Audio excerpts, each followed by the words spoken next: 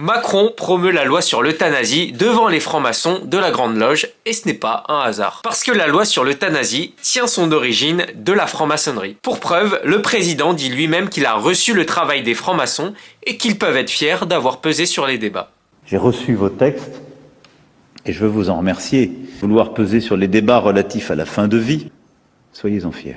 Notons d'ailleurs que c'est le premier président qui s'est rendu à la Grande Loge de France. Et ce n'est pas fini, Jean-Louis Touraine, qui a rédigé un projet de loi sur l'euthanasie en 2021, est un franc-maçon affirmé, dont l'intention est d'ouvrir l'euthanasie au plus de monde, dont les enfants. D'ailleurs, un de ses collègues francs-maçons ne s'en cache même pas, puisqu'il a été entendu devant l'Assemblée nationale pour parler d'euthanasie d'enfants. De la question de l'ouverture du dispositif aux mineurs. C'est ignoble.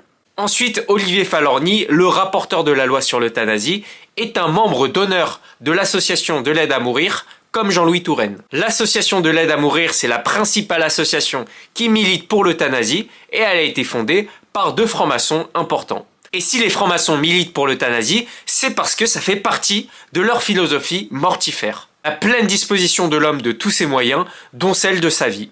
Ça ne vous dérange pas qu'une organisation secrète influe autant sur une loi qui est une question de vie ou de mort?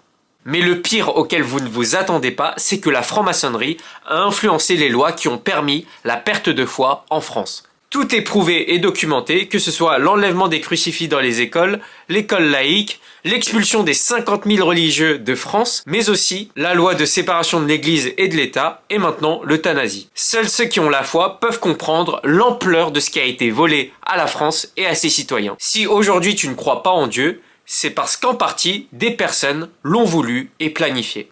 Mais ce n'est pas trop tard, là où on te ment, choisis de te tourner vers celui qui est le chemin, la vérité et la vie, c'est-à-dire Jésus.